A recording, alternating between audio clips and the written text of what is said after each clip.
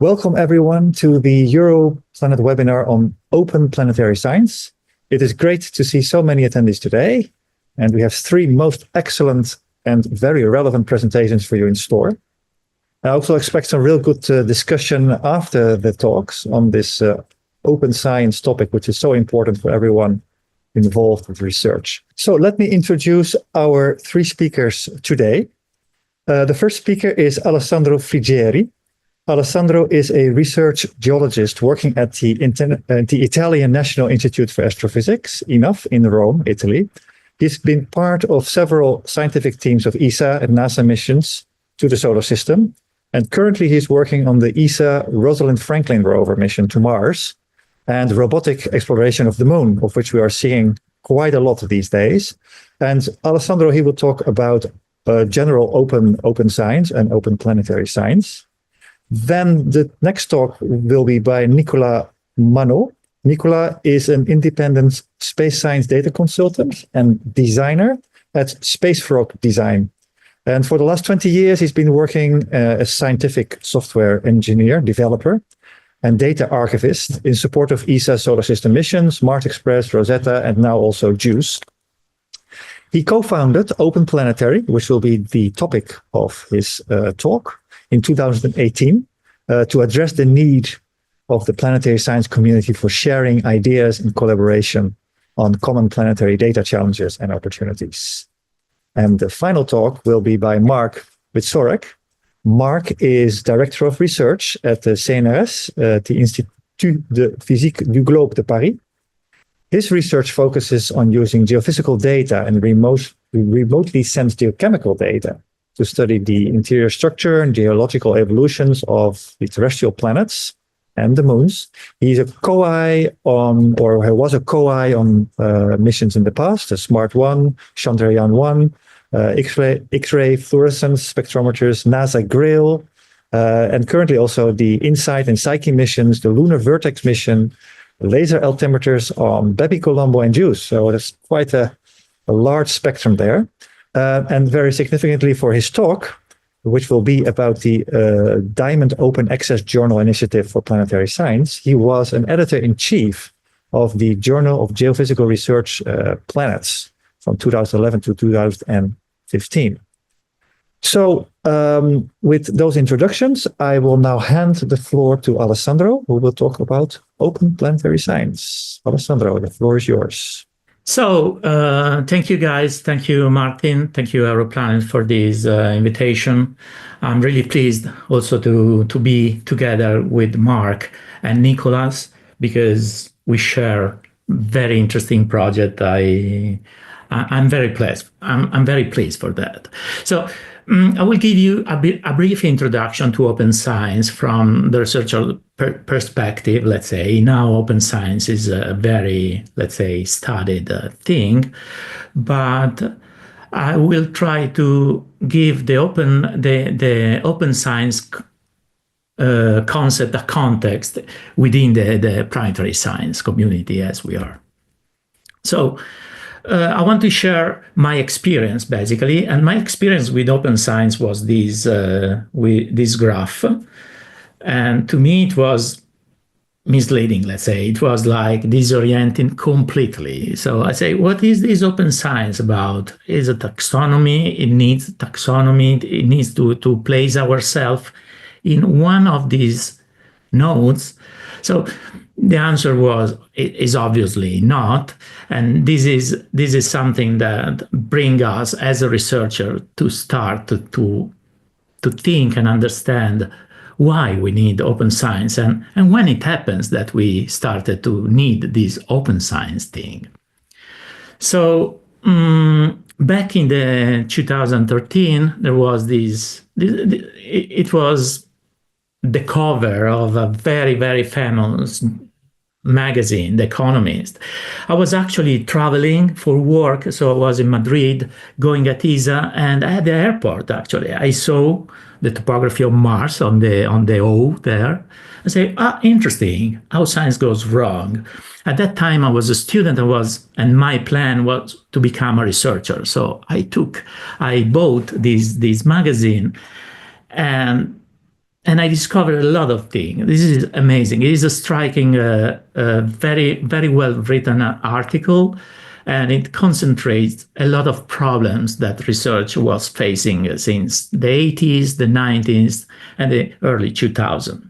So in this article, there are terms that I've learned for the first time, which are carrierism, cherry picking of results, which actually I was doing and then I was not aware. I was cherry picking results. Then non-reproducible research. And another concept was that being exclusive in science became participating to journal, or well, submitting to journal with high rejection rate. And most interestingly, I've learned about the existence of negative results article that at that time, and we are speaking like 12 years ago, became half of the production since the 90s. So you can imagine what's happening now if we try to interpolate, let's say, this concept. So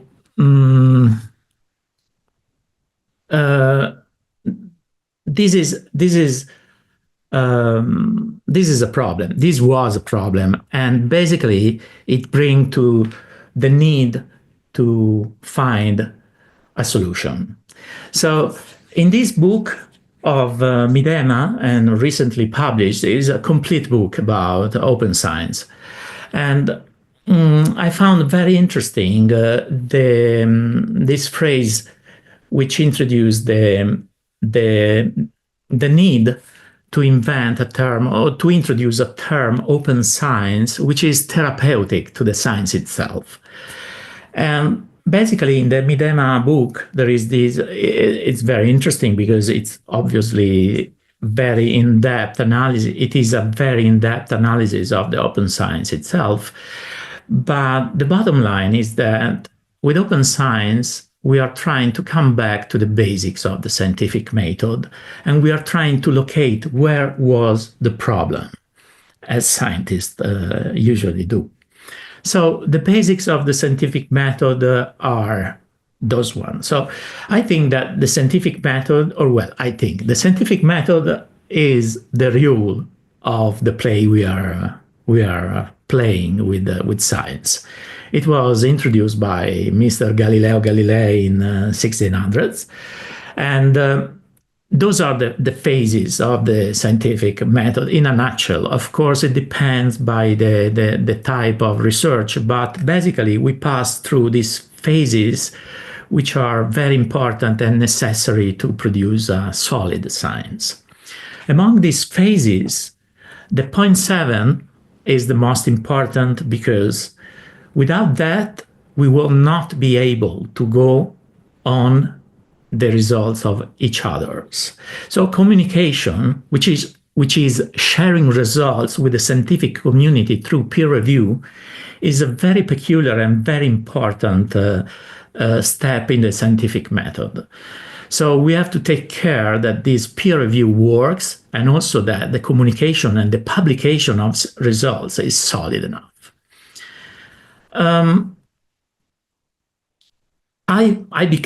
part of the generation that knows this phrase, and it was like let's say the phrase that has been repeated thousands of times during my studies, my PhD: publish or perish. So publish or perish is a phrase. I mean, it's not dangerous, but it's, first of all, is last century aphorism. And secondly, what is interesting is that it depends. This term can be dangerous. It's not dangerous by itself, but it was introduced for a positive purpose. So in a recently published paper, you see the reference down in the screen. The first appearance from this paper, it seems to come from a professor in geography, and publish or perish was intended to be an encouragement to publishing, And so if it is worth doing, it is worth printing, or meaning publishing, which is a positive purpose of publish or perish, meaning that if you're doing research, it's important that you communicate the results. Even if they are negative, it will be useful. In 1928, Case published something very interesting. So the publish or perish term was used in a kind of, let's say, negative way or not positive, because publish or perish was used within a context of promotion of universities. And this Case paper is amazing because almost 100 years ago, this guy detected that the quality of American sociological writing is in inverse ratio to its quantity. And let's say the mechanism that supported this assumption was that the group of authors of these social sciences series industriously duplicating one another's output, which is something that we know now to be a problem because we have to publish. And this kind of concept of substituting the quality with quantity is a kind of problem, and we will see with Mark, for example, in depth what are possible solutions. So speaking of the situation of 100 years ago, let's go and see what happened during the time. Of course, if the scientist get told that the more he publishes, the better it is for his career, it happened this one. This is a paper from Borman and colleagues. And then you have, if you want to go in depth with the statistic, you can see this other paper from Fire and Gestrin in 2019 with exceptional statistics analysis of what happened in the last years. Of course, we are more researcher, but the increase of the scientific publication is incredible, is much more than we can sustain.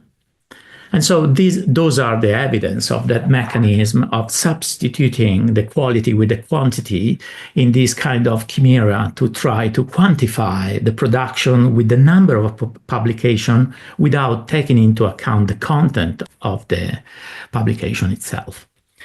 So now let's put this open science and planetary science, which is interesting because, again, my experience is that I passed from, or well, I went from traditional, let's say, geology to planetary science for this reason. So I want to share with you this idea that in 1989, we had this kind of amazing system, which was developed by a young researcher, at that time young, which is the planetary data system. So basically, starting with the diffusion of the internet, the value of the data was so big that it was necessary to create an archive which was open, interoperable, and peer-reviewed.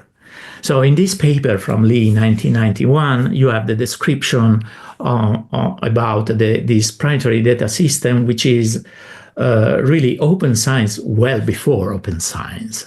And so it's an example.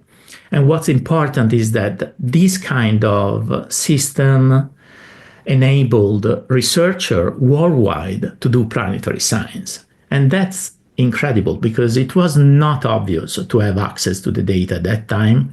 And the planetary data system really did the trick and became a model. Then, if we are in planetary, we are lucky because, for example, in Europe, in 2016, the European Union adopted open science practices. And so all European Union funded projects, and so Europlanet, are adopting these open science practices as a kind of principle. Of course, it's difficult, but in principle, we are, let's say, enabled, or we are supported by doing open science.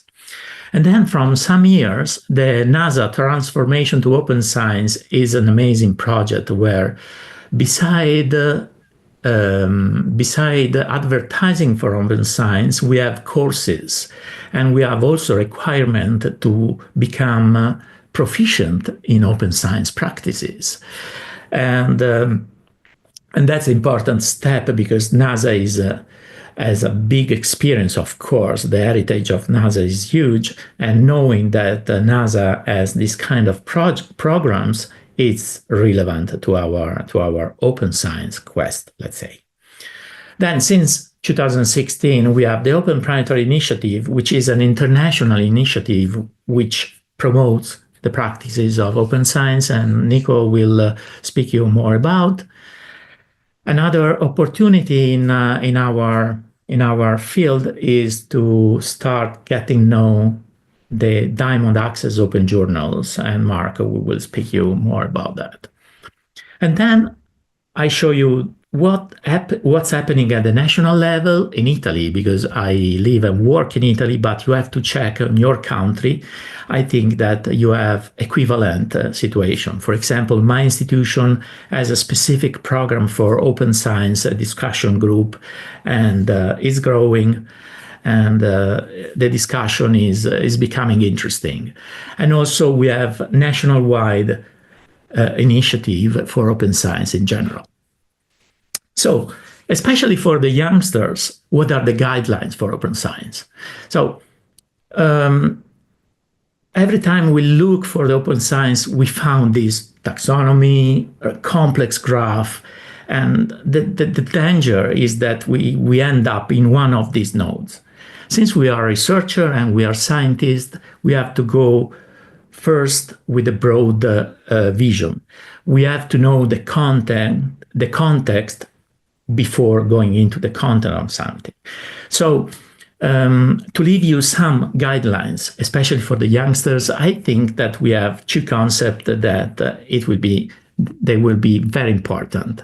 So if you want to support this open science initiative, we have to listen to, for example, a philosopher of science, which is Karl Popper, a contemporary philosopher that wrote amazing essays about society and science. And simply speaking, it was amazingly producing a lot of examples. And one of the examples to simplify how we can recognize good research from bad research is this one. If it is not reproducible, it is not science. It is as simple as that. So we have to try to reproduce our other people's research, but also our own research. If it is not reproducible, it's not science.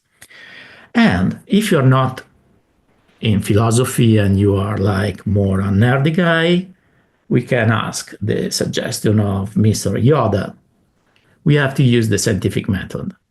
Use the method is the driving thing, especially for youngsters, because the scientific method is the rule of the play we are playing with in science, and it's important to keep the rule very clear and use them. So, take-home messages from this quick introduction are that open science is not like a subject itself. It's not something that you do because there is the closed science, let's say. Open science comes to help the science. It's an opportunity for all of us. And if you are good, this opportunity will turn in a kind of a renewed science in next future.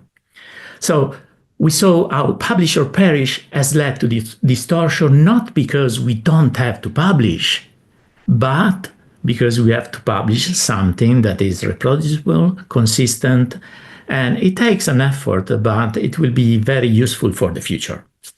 In planetary science, we are lucky. For example, the PDS is a peer-reviewed data archive that has been produced in the 90s, and since it was open, it became a model for other agencies. So, for example, ESA took the PDS and replicate one-to-one as the ESA Planetary Science Archive, and other agencies are taking like that.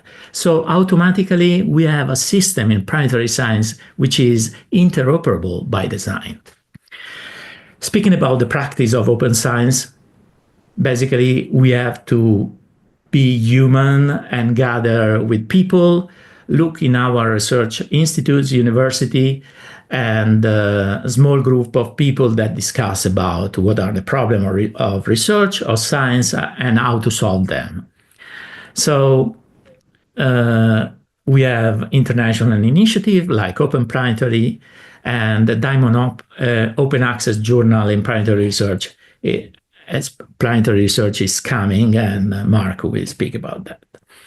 And last point, the problem is complex, it's not easy. There is no solution that we can have in one day, but since we are scientists and researchers, if our science has a problem as a researcher, we can fix it. So coming next, Nico will speak about OpenPlanetary, and Mark will speak about this new gem in our planetary science community. So thank you, and I pass the mic to Martin. Thank you so much, Alessandro, for this very inspiring introduction talk to open planetary science. Nicolas, floor is yours. Hello, everyone. Okay, good afternoon. And thanks for the invitation, Martin, and OpenPlanetary. As Alessandro said, this is a real pleasure. So today I'm going to introduce you to the OpenPlanetary initiative. OpenPlanetary started almost 10 years ago now as an initiative from the participants of an ESA Planetary GIS workshop in summer 2015. And the idea was to stay connected and share information related to that workshop and also beyond that workshop. We felt that there was a need for the planetary science community for continuously sharing ideas and collaborating on this common planetary research and data analysis problems, new challenges and opportunities, not only at workshop. At the time we used to do face-to-face workshops, but really try to continue the discussion beyond that. And so that's how OpenPlanetary came up. 3 years later, we established OpenPlanetary as a non-profit organization under French law in order to provide us with a legal framework to sustainably fund our community framework, projects and activities, and to better serve the planetary science community as a whole. So our mission statement is essentially, as Alessandro mentioned, promote and facilitates the open practice of planetary science and data analysis for professionals and beyond. So we're reaching out to amateurs as well and education professionals. And so what we do is that we essentially provide a collaboration platform. We organize events and conduct projects aimed at creating scientific, technical, and educational resources, tools, and data accessible to all. So that's the aim of our organization. And so we are essentially a community-driven organization which really intend to serve as an umbrella for all communities of planetary data and tools users, producers, and providers across all scientific disciplines, space missions, institutions, and working groups. So we are not one fit all planetary community. Is really an umbrella for all communities to join under this umbrella. And now we've reached about 900 members coming essentially from planetary research and education. And what you see here is just to give you an overview of the OpenPlanetary members' incentive for joining, their main occupation and their planetary data and tools usage. So you can see that most of people really come here to connect with other planetary research professionals and support open science and planetary research. Most of them are scientists, students, software developers, but we also have science communicators and teachers. and the usage of planetary data and tools go around, scientific modeling and data analysis, data processing, production and distribution, but also outreach and education and mission and operations planning, that kind of things. Worth mentioning, membership of OpenPlanetary is absolutely free. It's also the reason we have so many people, I guess. And many of the people we have within the community comes here because they are just curious. They want to know what's going on, and so we can't say we have like 900 people active, but you have a very, very diverse community with different backgrounds and skill sets. So this is really worth joining. So OpenPlanetary, although it is a small organization, it has some very simple governance rules and structure. What you see here are the faces of our renewed OpenPlanetary board, which essentially is the steering body of the association and supporting OpenPlanetary activities.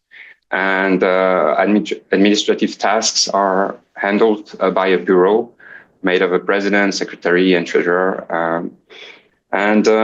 All OpenPlanetary members are eligible to join the board every 2 years. What you see here now is like really the core of our services to the community, which is our collaboration platform. And so essentially what I wanted to represent here is some sort of an iceberg with the upper part of the iceberg, which is that the interface to the public, right? So and the public can really can interact with us through our public forum. We provide a public forum for research professionals across all disciplines to come and to find help and share and discuss data tools and resources. And the aim of that forum also is that it's all these resources or discussions can be discoverable, can be discovered through search engines. And whenever anything is posted on that forum, there is a notification within our Slack workspace, and Slack workspace is the underneath part of that iceberg, which is accessible only to OpenPlanetary members. And this is really the core of our framework component is really that we can have real-time discussions within the OpenPlanetary members community. And the good thing about it is that we have a pro version of Slack, and we have that since like 10 years ago. So imagine you do even without before asking anybody if you have a problem and you're looking out for a solution, you can search messaging and digging through that history of 10 years, which is pretty neat, and you can find really interesting gems in that. Another component of that collaboration platform is our GitHub organization, for which we have both a private, public and private side. We use GitHub to host and collaborate on community projects. And as an OP member, you can host and manage your own project in a private or public repository. It's up to you. So now I'm going to talk about the kind of events that we've been organizing. We used to organize, and we started with organizing face-to-face, what we called data cafes at scientific conferences for people there to meet, share, and discuss and try to solve common issues related to planetary data handling and analysis. And this type of events followed what's some call unconference format, which really allows and encourage anybody to propose a topic and do a group activity during these events, whether it's a demo, a tutorial, a hack, or simply ask for help. And so we've run these events 3 years in a row at EPSC conferences. And you may guess why it's kind of stopped there, because And then we moved to a more online version of that.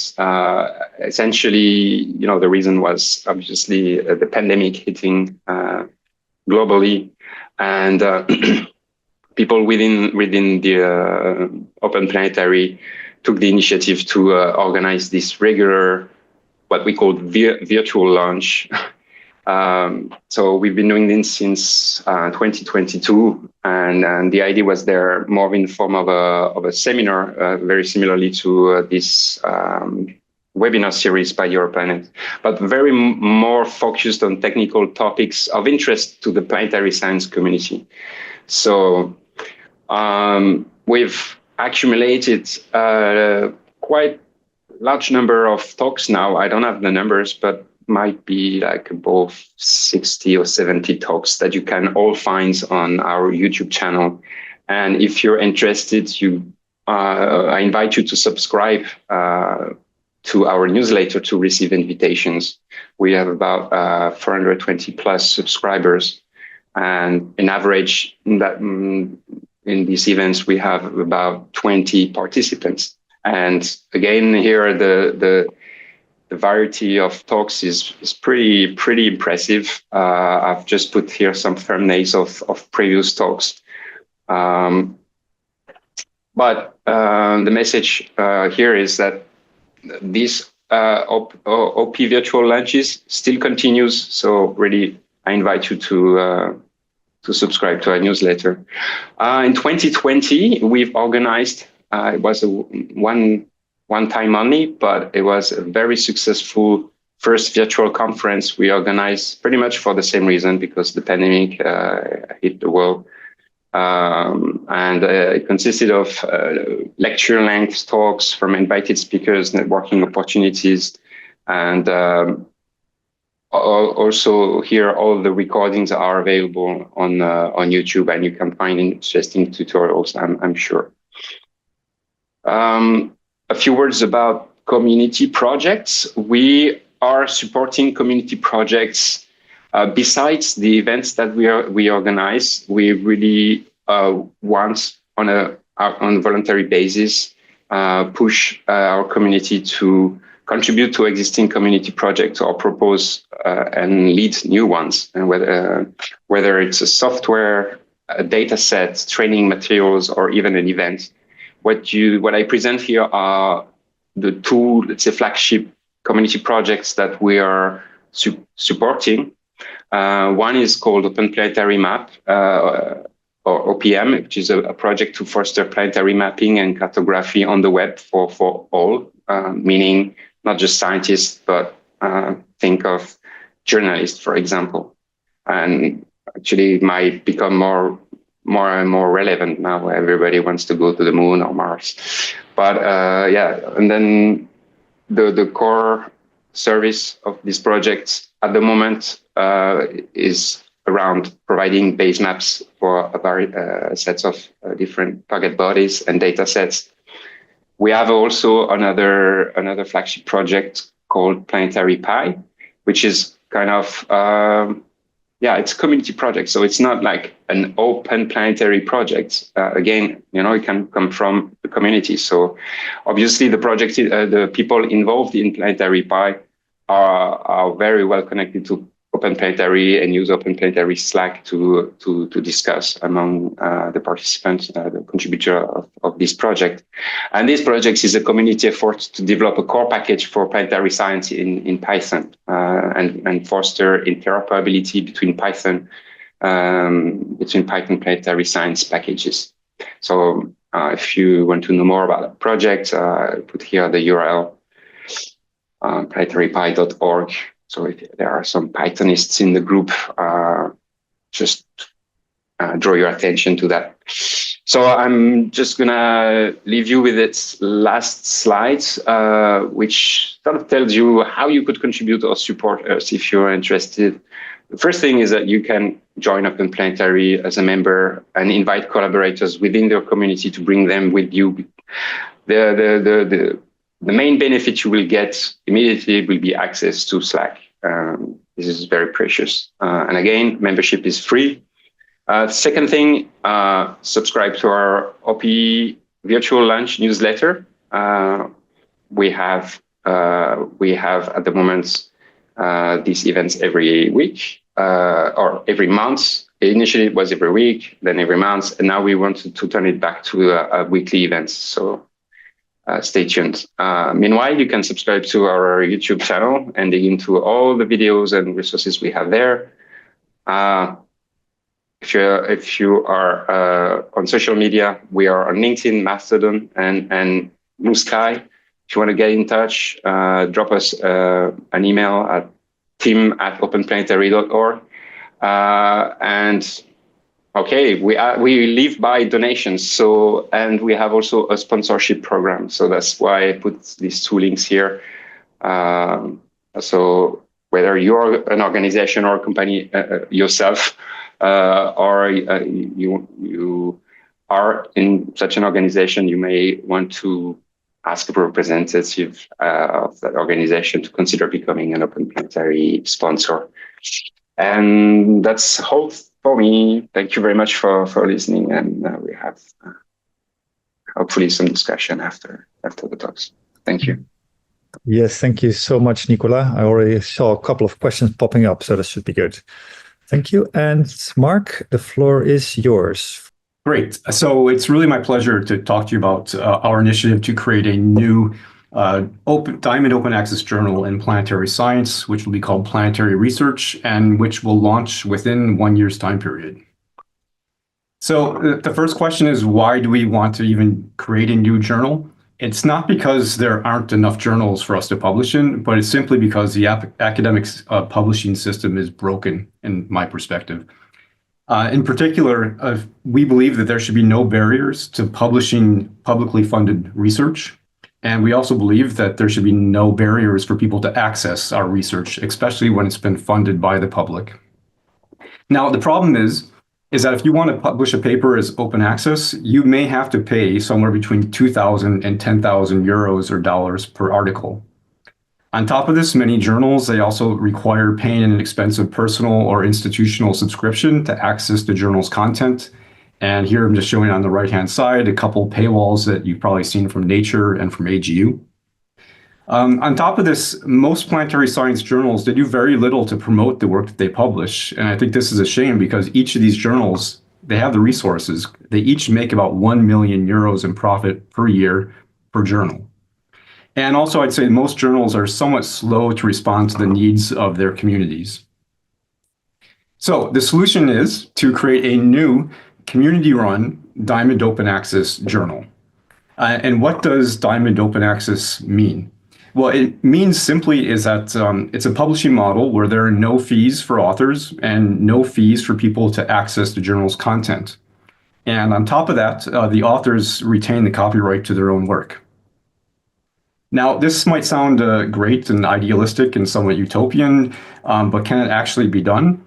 And the answer is yes. In the past several years, there's been a big initiative, mostly in the geosciences, to move towards a Diamond Open Access model. And one of the first journals to do this was a journal called Volcanica, which launched in 2018. In 2020, the French Compte Rendu Géosciences, which publishes in English, they converted to a Diamond Open Access model. Then in 2022, there was a Seismica initiative to create a new Seismica Diamond Open Access journal. 1 year later, there were two journals that appeared, Tectonica and Sedimentologica. Last year, 2024, a Geomorphica opened. And just a couple months ago, a new journal called Advances in Geochemistry and Cosmochemistry opened. Also, I should point out is that there's an initiative called Geodynamica, which will hopefully launch sometime this year. So how are we going to go about doing this? Well, the first thing is that we are doing is that we're on the verge of creating a nonprofit association called Planetary Research Cooperative. This will be run by a steering committee of people that are elected from the association. And the primary responsibility of this cooperative will be to run the Planetary Research Journal.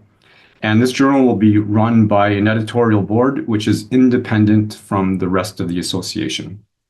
On top of running the Planetary Research Journal, this cooperative will also do two other things. One is that we will have a media team where we will publish a planetary research blog. And this will be just a separate website which will promote the research that's published in the scientific journal.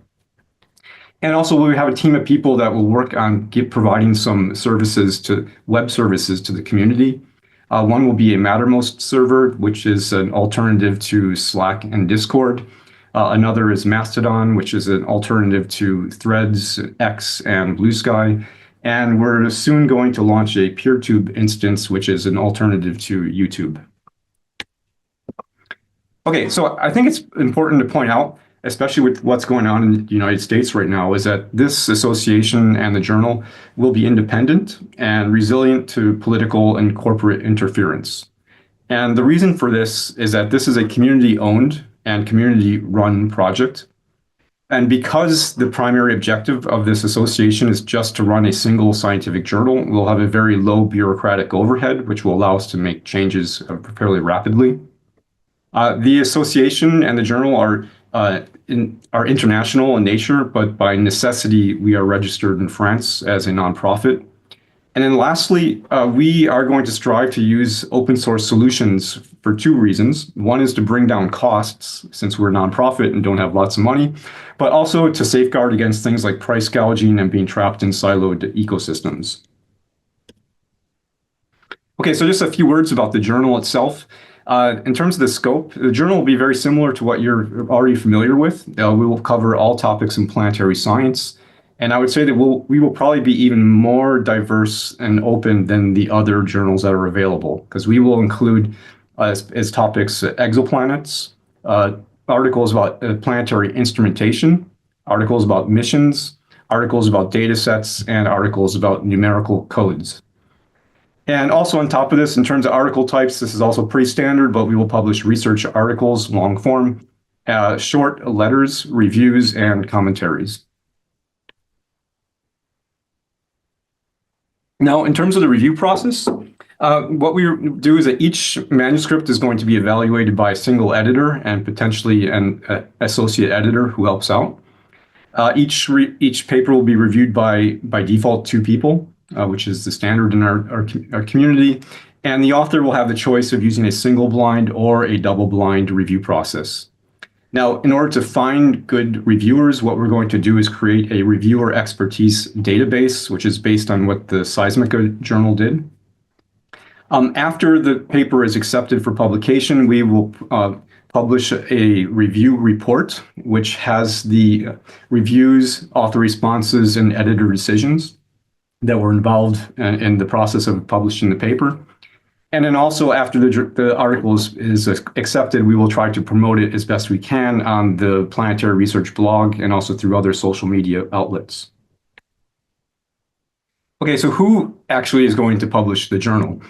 What we've done for this is to partner with the open publishing services of the University Paris-Cité. And the only reason we chose Opus is because my institute is part of the University Paris-Cité, so it's just practical. Opus, they're fairly new. They opened in roughly 2022. And what they do is they provide hosting services for using what's called the Open Journal System software, OJS. And this is open source software which is used for managing the peer review process and also for managing the publication of articles on a website. And on top of that, they also provide optional things like copy editing, proofreading, and production services, if needed. So how much will this cost us? Well, I think most people will be surprised that it actually doesn't cost very much to run an academic journal. And most of the journals that I mentioned previously in the geosciences, they actually report operating costs of only 1,000 euros per year. And the biggest expense for them is just simply web hosting. Now, what we plan to do is something that's slightly different, and we would like to outsource one aspect of the production aspect, which is the conversion of accepted author LaTeX and docx files into final PDF and HTML formats. And this is because this process can be somewhat time-consuming. It's somewhat difficult when working with docx files, and on top of that, I don't think planetary scientists are experts at doing this, and we are already busy enough as it is, so I wouldn't like to rely on volunteers to do this work. Now, Opus, they have given us a rough estimate for about 100 euros per article. So what this means is that if we publish 200 articles per year, the cost of the journal is roughly 20,000 euros per year. And the exact cost, it depends upon many things, but primarily on the ratio of LaTeX and docx files, with LaTeX being somewhat cheaper.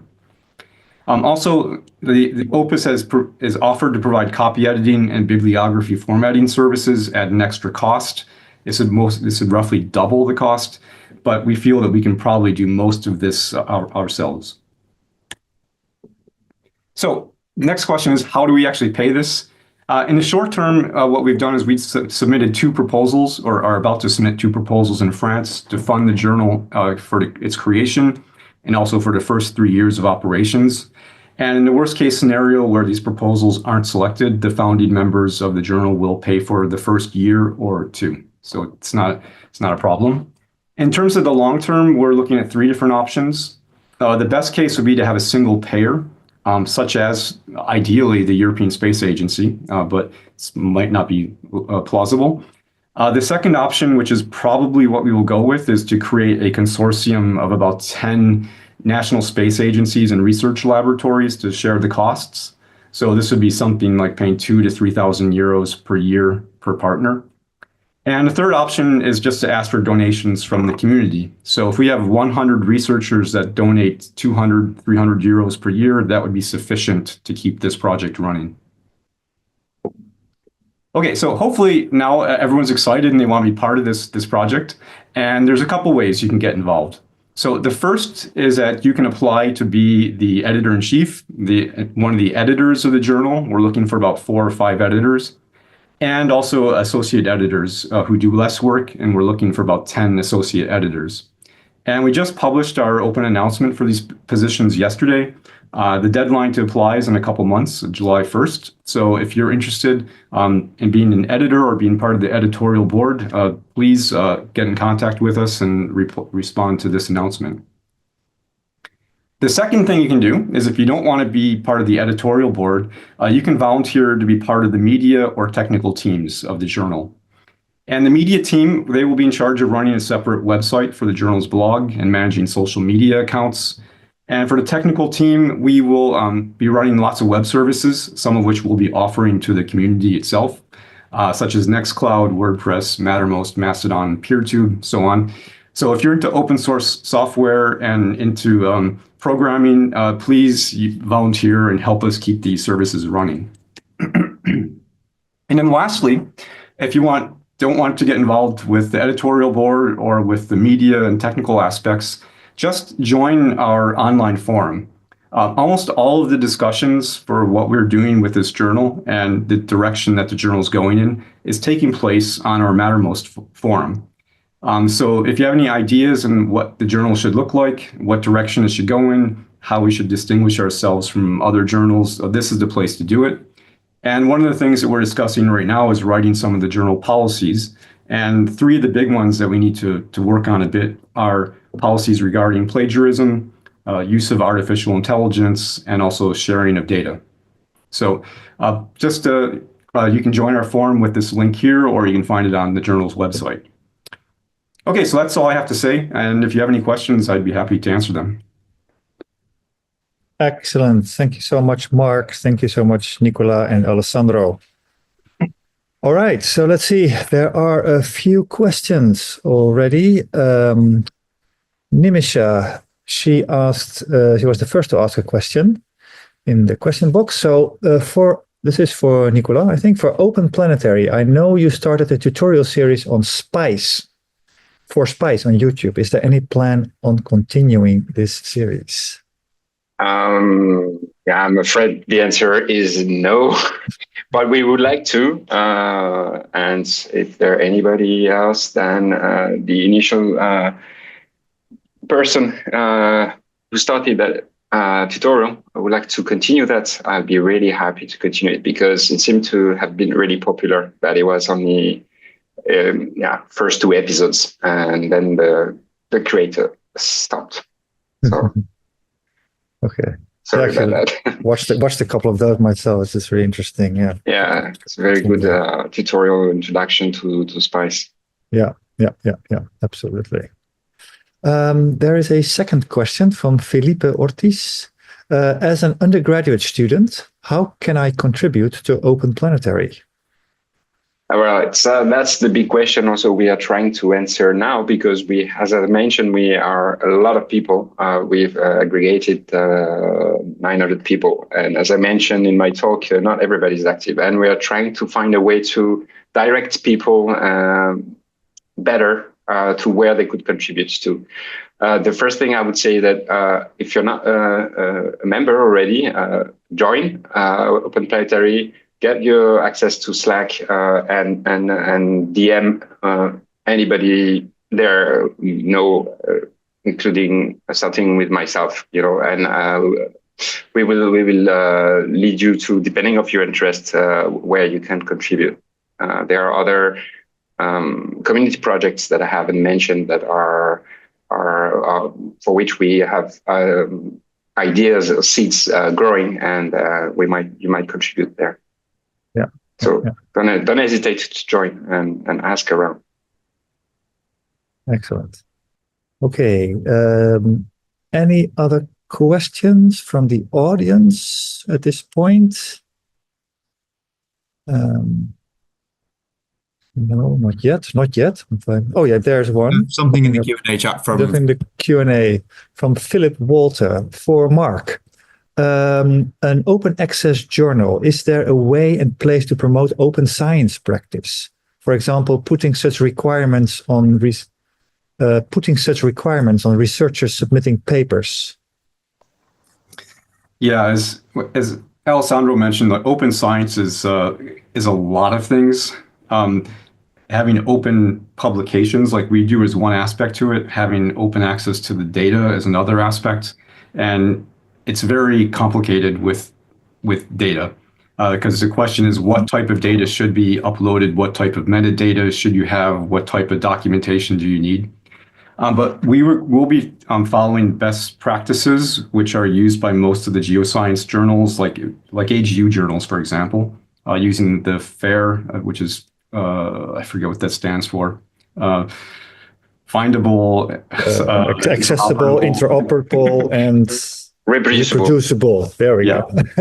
And I think what our policy, we haven't written our data access policy yet, but we will be requiring that all significant data sets that are used in the publication or that are derived as part of the publication should be in principle open to the public.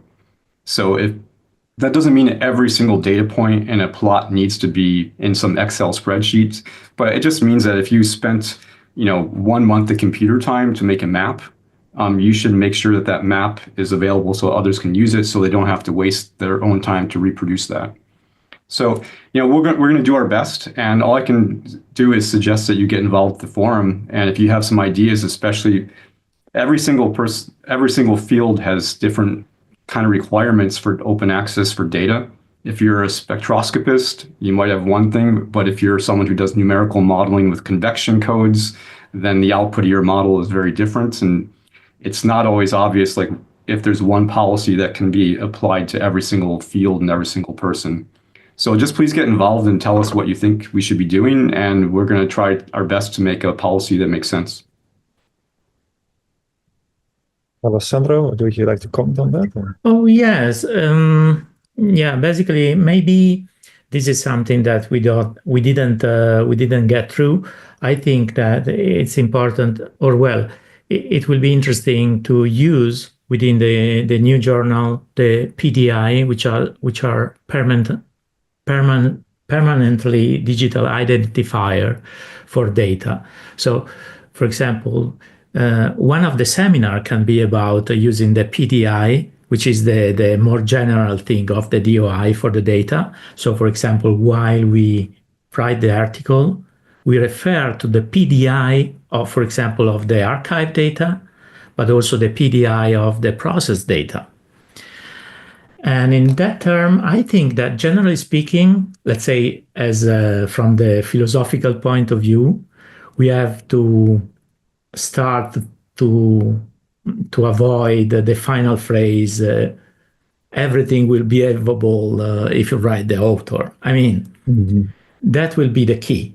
If we arrive to a point that the paper has these PDIs and is mostly reproducible, meaning that a student or a researcher or a colleague can get through the process, even if you don't get through every article, but just knowing that you can get through, it will be beneficial for everyone. Yeah.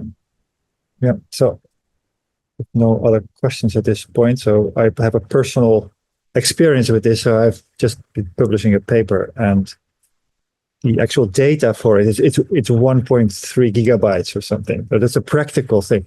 So where am I going to store it so that it is permanent, but also easily accessible? There's what's called Xanadu. I never know where to put the accent. There's other services, but this can amount to quite large files, actually. So yeah, that's a good point, Martin. I think it is something we have to discuss, because it cannot be, or well, it cannot. In this case, we can discuss possible solution to not burden the journal process, the publishing process, because the publishing process must be, let's say, light enough to go through the science of that. And so on the other side, maybe some infrastructure can help us. And so maybe a review of what system like Zenodo, or there is a Harvard system, and also the idea that, okay, there are some European Union project for that, Open Science specific project about data archiving. And so speaking about that, I get through an Open Science ESA portal, which is amazing, but it is hardwired to our planet. Hardwired to our planet? What do you mean? It is just Earth, which is, for example, something that we can extend being interoperable. So I think that as a community, most importantly, I think that this Open Science is an opportunity to work in first person and taking the responsibilities of our work. Yeah. Because no one now will give us a solution about science, because we are the scientist and the researcher, and we have to find a solution for that if we want to go on. Thank you. Any other questions from the audience? Well, just to respond to what Alessandro mentioned. Yes. But this is a big question as to who actually is responsible for hosting the data sets. And I think as a small journal like ours that we're trying to run, there's no way that we can create the infrastructure to host all the data sets. On the other hand, someone like AGU or Icarus, who's part of these big corporations that have lots of money, like they in principle could host the data, but they choose not to. So, I think it's a question of like who should be responsible for doing this, and then also practically who can, because practically I don't think our Diamond Open Access Journal would be able to host the data.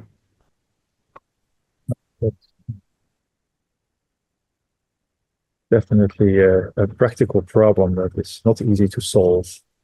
Yeah. Just before we wrap up, Martin, I just wanted to plug our next webinar session on the 25th of March. Thank you, Felipe, for asking in the chat. We will be looking at in-situ resource utilization. I put a link to register in the chat. So if this session has been interesting and you would like to learn more and join us again later in the month, then please follow that link and register. Felipe, I see you've also just asked where you can find the recording for this session, and this will be put on Europlanet's YouTube channel in the next few days. Yes. Okay. Any other questions or comments from our speakers or from somebody online? Not. People are saying thank you.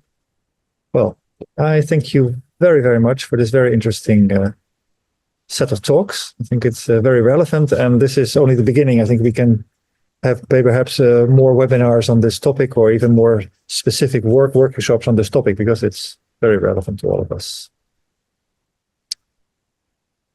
Oh, there is some comment here maybe I can read it out, by Philip Walter. Speaking about data archiving, as I've said before, many of amateur societies already are doing data archiving. Perhaps professional community could support already existing systems. Yes, Philip made a comment about the amateur communities already sharing a lot of data. Do you, Philip, do you have an example of such a system? I'm not aware of. If Philip wants to talk, can we just or just drop a link or drop a talk to one of these maybe system he has in mind? Anyway, he's right. Philip. Okay, right. Exoplanet Transit Database. Exoplanet Database, yes. Check it out. Maybe it's worth mentioning here the Vespa project of Europlanet, because for those who don't know, I'm going to try to explain what it is in the best way. But essentially, that we're talking about distributing your, making your data available, and also if you work for a lab and you have like the IT support very minimal. To just serve your own data at your institution, then you can put a software layer on top of that will make your data accessible to everyone else who's using Vespa. And overall, it's a standard from the IAU, I guess, now, which is an astronomy organization. Yeah. International Astronomical Union. Yeah. So that might be one route you can explore, is that it's really hosting your data at your institutes, knowing that you have existing open source software to publish that data accessible to as many people as possible. So that could be one route. Vespa, it's called. Vespa, yes. Yeah, maybe drop a link. Philip says we are aware of Vespa and are planning to connect our database to it. That's excellent. I'm just gonna drop that link, and from that interface you can already access amateur database. I'm pretty sure. Yeah, astronomy, pictures, and maybe other things. Yeah, link is in the chat. Okay, we are a little bit over time, which is just fine because discussion on the topic is very interesting. So I think if there's no more questions or comments, let's close this session for today. Thank you so much. And see you, of course, on the 25th of March, for the next webinar. 25th. Thank you so much. Thank you. Thanks, Martin. Thank you so much. Thank you so much. Sorry, everyone. Okay, bye-bye. Thank you so much. Bye-bye.